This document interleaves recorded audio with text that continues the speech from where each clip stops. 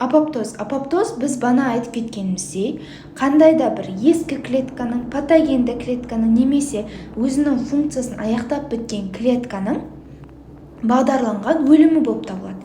Апоптоздың жүруінің екі түрлі сатысы бар. Ол сыртқы сатысы және де ішкі немесе митохондрия ішілік сатысы бар. Бізде ең бірінші сыртқы сатысынан бастаймыз. Яғни Т келлер немесе макрофаг ол жасылмен белгіленген зақымданған клетканы барып таниды. Ең бірінші сонымен бірінші қосылады. Одан кейін өзінің рецепторлары арқылы танығаннан кейін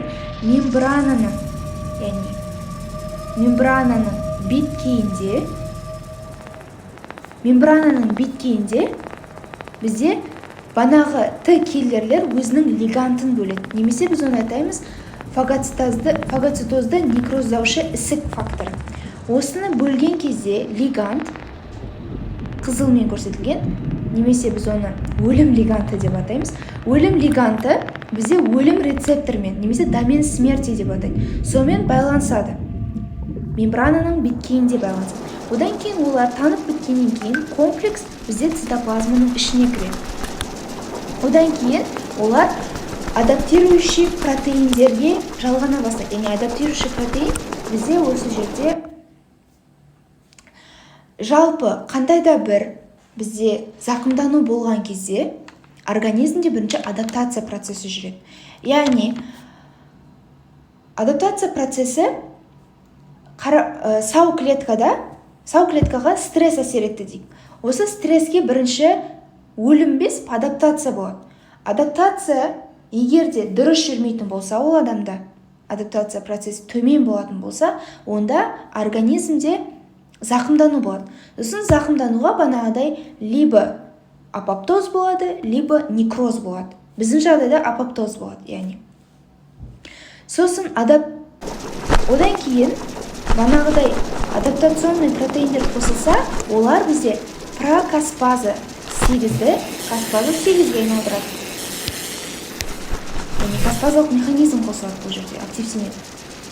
Одан кейін каспаза 8 бізде каспаза 3-ті активтендіреді.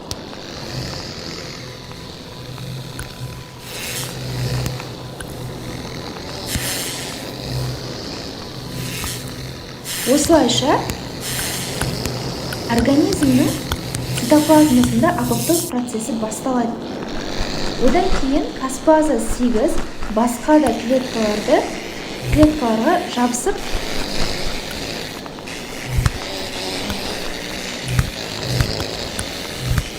тани бастайды, қандай клеткалармен зақымданып тұрған сау клеткалардың ішінде. И бізде митохондрия ішілік процесс басталады. Митохондрия ішілік процесс, немесе оны біз клетка ішілік деп атаймыз. Ол митохондрияның ішіндегі цитохром сының бөлінуімен байланысты. Релиз дегеніміз шығу. Осы цитохром с митохондриядан бөлінеді. Одан кейін ол АПАФ1-ді активтенеді. АПАФ дегеніміз бұл апоптозды активтендіруші протеаза. Осыны активтендіреді АПАФ1-ді. АПАФ1 бізде апоптосома деген үлкен комплекс құрайды. Бұл апоптосомаға кейін каспаза 9 қосылады. Каспаза 9, каспаза 3-ті активтендіреді. Каспаза 3-ті апоптосома, каспаза 9, одан кейін каспаза 3, одан кейін бізде олар банағы зақымданған клеткалар тани бастайды и протеазалар активтенеді, одан кейін эндонуклеазалар активтенеді, ДНК-ның деградациясы, ядроның деградациясы, мембрананың бұзылуы деген сияқты цитоморфологиялық өзгерістер бола бастайды.